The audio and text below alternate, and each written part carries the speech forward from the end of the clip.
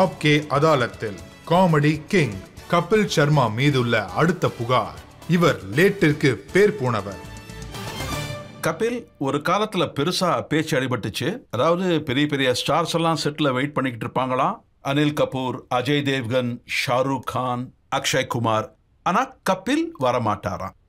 இது அந்த ஃபேஸ் அப்போ நடந்த விஷயம் சார். அது அந்த ஆங்ஸைட்டி, டிப்ரெஷன் இதெல்லாம் நடந்துகிட்டு இருந்துச்சுல்ல. அப்போ என்னால வேலை பார்க்க முடியுங்கிற நிலைமையில கூட நான் அப்ப இல்லை. நீங்க எந்த வேலை பண்ணாலும் சரிங்க. அப்போ ஃபார் எக்ஸாம்பிள் நீங்க கார் ஓட்டிட்டு இருக்கும்போது அப்போ உங்க மைண்ட் சரியில்லை அப்படின்னா உங்களுக்கு கான்சென்ட்ரேஷனே இருக்காதுங்க. நீங்க அப்போ பண்ணக்கூடாது. என்னோட வேலை என்ன, மக்களை சிரிக்க வைக்கிறது. நாமளே உள்ளுக்குள்ள சந்தோஷமா இல்லைன்னா சரிதானே? நம்மளால எப்படி அடுத்தவங்களை சிரிக்க வைக்க முடியும்? ஆனா ப்ரெஷர் இருந்துகிட்டே இருக்கும். இல்ல இல்ல இல்ல பண்ணுங்க பண்ணுங்க பண்ணுங்க, இதான் வேலை, பண்ணுங்க பண்ணுங்க. அப்போ நான் என்ன யோசிச்சேன்னா, யாருமே கேட்க மாட்டேங்கிறாங்க. ஏன்னா பண்ண வேணும்னு என் மனசு சொல்லுது. ஆனா ப்ரெஷர் பண்றாங்க, பண்ணுங்க பண்ணுங்க பண்ணுங்கன்னு. நானும் 4 ரவுண்ட் அடிச்சு பண்றேன்ட்டேன். ஆனா என்னால சார் வெயிட் பண்ண வைக்கல சார். ஷூட் நிறைய தடவை கேன்சல் ஆயிருக்குது. ஆனா அவங்க எல்லாருமே ஒரு விதத்தில் என்ன புரிஞ்சுக்கிட்டாங்க. ஏன்னா ஷாருக் கண்ணனோட ஷூட் கேன்சல் ஆனப்போ நான் வருத்தப்பட்டேன். Ajay Devgn sir shoot cancel ஆனப்பவும் வருத்தப்பட்டேன். ஆனா அவங்க எல்லாம் என்ன நேசிச்சாங்க, இதை புரிஞ்சுக்கிட்டாங்க. ஏன்னா கலைஞர்களுடைய இந்த ஃபேஸ் சில சமயம் வெளியே வரும். நிறைய பேருக்கு இந்த மாதிரி நடந்திருக்குதுங்க. இந்த ஷூட் கேன்சல் ஆனதும் ஷாருக் கண்ணன் அடுத்த வாரம் நான் அப்ப வேற ஏதோ ஒரு ஷூட்ல இருந்தேன். அப்புறம் வீட்டை விட்டு வெளில வந்தேன். சில நேரங்களில் ஷூட்டிங்க்கு போவேன், சில நேரங்களில் வீட்டில் இருப்பேன். ஷாருக் கண்ணனே ஒரு நாள் ராத்திரி வந்துட்டாரு. அவர் ஃபிலிம் சிட்டியில் செட்டில் ஷூட் நடந்துட்டு இருந்தது. அவர் என்ன ஒரு காரில் உட்கார வச்சு எனக்கு 1 மணி நேரம் நல்ல விதமா அன்பா சொல்லி புரிய வச்சாரு. அப்புறம் அவர் சொன்னாரு, உன் மேல எவ்வளவு பேர் அன்பு வச்சிருக்காங்க, நீ ஏன் இப்படி டென்ஷன் ஆகுற? ஆனா அந்த விஷயம் என் கண்ட்ரோல்லே இல்ல சார். அப்ப நான் என்ன நினைச்சேன்னா, நான் வெளியில போனேன்னா தெரியல, என் கண்ணில் சூரிய ஒளி பட்டா எனக்கு என்ன ஆகும்னு தெரியல. என்னால யாருக்கிட்டையும் பேசவே முடியாது. 1,00,000 பேர் என் முன்னாடி இருந்தா கூட நான் ஈஸியா பேசிடுவேங்க. ஆனா அப்ப என் நிலைமை என்னன்னா, ஒரு 4 பேர் முன்னாடி கூட என்னால போக முடியல. அப்புறம் டிப்ரெஷனுங்கிற இந்த பேரை நான் கேள்விப்பட்டது இல்லைங்க. ஏன்னா நான் ஒரு சின்ன டவுன்ல இருந்து வந்தவங்க. வாந்தி பேதி தான் தெரியும். உண்மைதானுங்க. வயிற்று வலி, தலைவலினா தெரியும். What is this depression and anxiety? எனக்கு என்னன்னு தெரியாதுங்க. அப்புறம் அக்ஷய் அண்ணன் ஒரு நாள் அவருக்கு ஸ்டார்ல ஷூட் போயிட்டு இருந்தது. என்னால அப்ப போக முடியல. ஆனா எங்களுக்குள்ள ஒரு ஆழமான அன்பு இருந்துச்சு, பழைய நட்பு. அதனால இவர் அப்படி கிடையாதுன்னு அவருக்கு தெரியும். அதனால அவரோட செட்டுக்கு கூப்பிட்டாரு, வந்து பாருன்னு சொன்னாரு. ரொம்ப அன்பா சொல்லி புரிய வச்சாரு. அப்புறம் ஐ திங்க் நான் மீண்டு வர அதுவும் காரணம் சார், அந்த அன்பு. ஒரு தடவை நீங்களே சொல்லியிருக்கீங்கல்ல, நான் லேட்டா வந்தா வரலட்சுமி நோம்பே லேட்டா தான் இருக்கும்னு. இல்லை சார், வரலட்சுமி நோம்பு அன்னைக்கு இந்த தடவை எனக்கு வேலை இருந்துச்சு. ஆக்சுவலி இந்த தடவையும் அப்படித்தான், போன தடவையும் அப்படித்தான். என்ன பண்றது? இது எல்லாருக்கும் வழக்கம் தானே. முதல்ல சரியா போவாங்க, அப்புறம் லேட் பண்ண ஆரம்பிச்சிடுவாங்க. ஆக்சுவலி இது எல்லா வீட்லயும் நடக்கிறது தானே. வித்தியாசம் இருக்கு தான் செய்யும். புதுசாக கல்யாணம் அவங்க ஏதாவது ஃபங்க்ஷனுக்கு போனாலோ இல்லை சினிமாவுக்கு போனாலோ எப்படியாவது 2 பேரும் சேர்ந்து ஒரே சேர்ல உட்காரலான்னு முயற்சி பண்ணுவாங்க. நீங்களும் அப்போ அப்படிதான் பண்ணிருப்பீங்க இல்ல? ஆனா கல்யாணம் 5 வருஷம் ஆகட்டுமே. அப்புறம் பொண்டாட்டிக்காரி ஃபர்ஸ்ட் ரோல உட்காந்துருப்பா, புருஷங்காரன் 30வது 40வது ரோல உட்காந்துருப்பான். அப்புறம் 10 வருஷம் போயிடும், பொண்டாட்டி வரிசையில் உட்காந்துருப்பா, புருஷங்காரன் பால்கனியில் உட்காந்துருப்பான். அதனால காலம் போக போக இந்த கேப் வளர்ந்துட்டு தான் இருக்கும். எனக்கு அப்படிதான் தோணுது. வாழ்க்கையோட அழகே அதான் நினைக்கிறேன் சார்.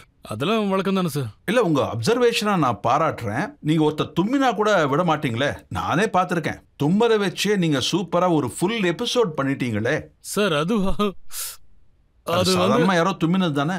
ஆமா, அவர் என்னோட ஃப்ரெண்டு தான். நீங்க பாத்தீங்கன்னா நல்லா படிச்ச சொபிஸ்டிகேட்டட் கோட் போட்டவங்க இருக்காங்கல்ல, அவங்க தும்முற ஸ்டைலே வேற. அவங்க பக்கத்துல இருந்தாங்கன்னா தும்முனாங்கன்னா பக்கத்துல இருக்கவங்க கூட அவங்க தும்முனாங்கன்னு தெரியாது, சாரின்னு சொல்லிடுவாங்க. ஆனா நம்ம ஆளுங்க இருக்காங்களே, முதல்ல பக்கத்தில் இருக்கிறவங்க எல்லாம் தள்ளி விடுவாங்க. அவனுங்க பயங்கரமா தும்முவானுங்க பாருங்க. சில நேரத்தில் உள்ள இருக்கிற குடல் குந்தாணியெல்லாம் வெளியே வந்துடும். அப்படித்தான்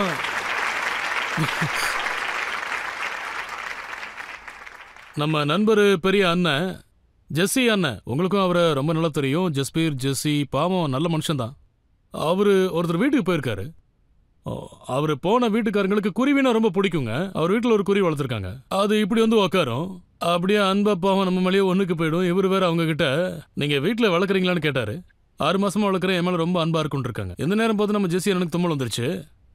அப்புறம் அவர் பயங்கரமா தும்முனாரு பாருங்க. பாவம் அந்த குருவி எங்க போச்சுன்னு தெரியல.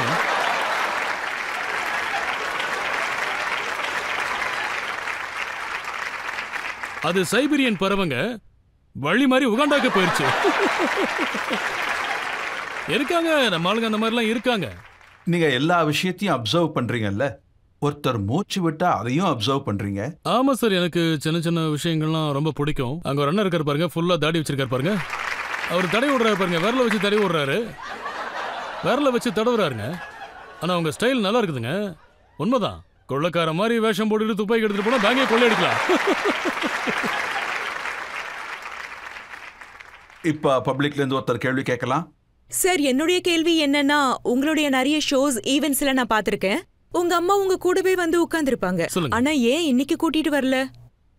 மம்மி இல்ல, மம்மி ஆக்சுவலி மம்மி வர ரொம்ப ஆசைப்பட்டாங்க. ஆனா என்னன்னா, இப்ப நான் ரொம்ப டிராவல் பண்ணிட்டு இருக்கேங்க ஃபிலிம் ரிலீஸ் விஷயமா. மம்மி பாத்தீங்கன்னா எப்பவுமே என்னோட ஷூட்ல தான் இருப்பாங்க. அதனால ஒரு குணம் இருக்குங்க, என்ன பெத்த அம்மா எப்பவுமே முன்னாடி இருக்கும்போது நான் எப்பவுமே பாத்தீங்கன்னா வாயிலிருந்து பெருசா எந்த வார்த்தையும் வராதுங்க. ஏன்னா நம்ம ஷோஸை ஃபேமிலிஸ் பார்க்குறாங்க. அம்மா என் முன்னாடி இருக்கும்போது நமக்கு ஒரு ஃபில்டர் போட்ட மாதிரி அது ஆன்லைன் எடிட் ஆகிட்டே இருக்கும். இப்ப ரெக்கார்டை பார்த்தோம்னா கையில மைக்க பிடிச்சி அதிகமா ஷோ பண்ணது நீங்க தான். உலகத்திலேயே அதிகமா பண்ண ரெக்கார்டு உங்களுக்கு தான். அப்படி இப்படி ஒரு பழக்கம் உங்களுக்கு இருக்குல்ல, இது உங்க அம்மா கிட்ட இருந்து வந்தது தானா? ஏன்னா நானும் பார்த்துருக்கேன், உங்க அம்மா கிட்ட மைக்கு போச்சுன்னா அவங்க விடவே மாட்டாங்க.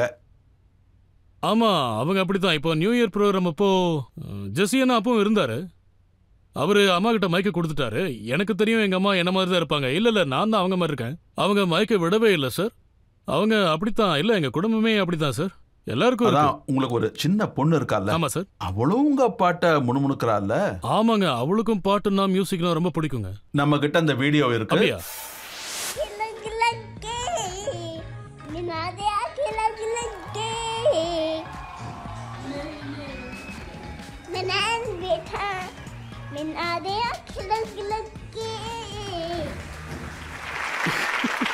அவளுக்கு அதை கரெக்டா சொல்ல தெரியல.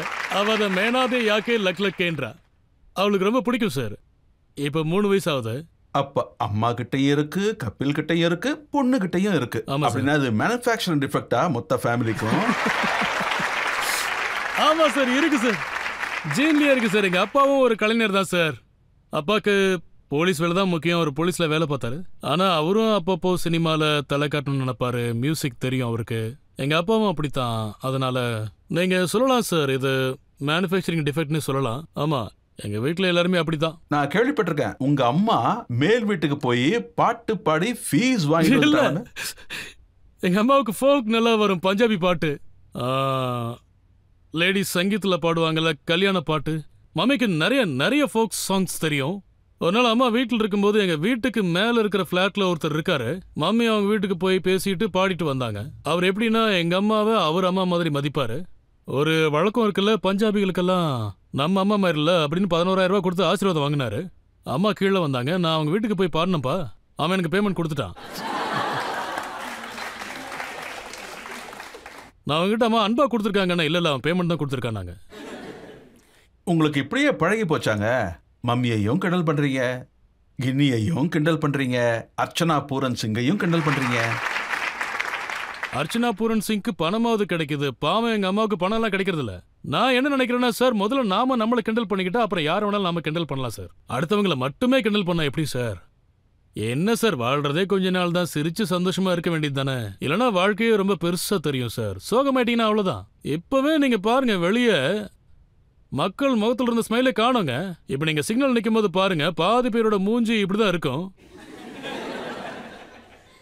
சில நேரத்துல நம்ம மூடு எந்த அளவுக்கு ஸ்பாயில் இருக்குன்னா, பச்சை லைட்டு எரிஞ்சா கூட அவங்க கிளம்ப மாட்டாங்க.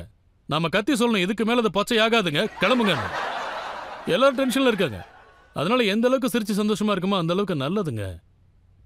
கபில், உண்மையை சொல்லணும்னா இந்த ஆப்கி அதாலத் ஷோ கிண்டல் கேலியுமா போய் எப்ப முடிஞ்சதுன்னு முடிச்சா? வாவ்.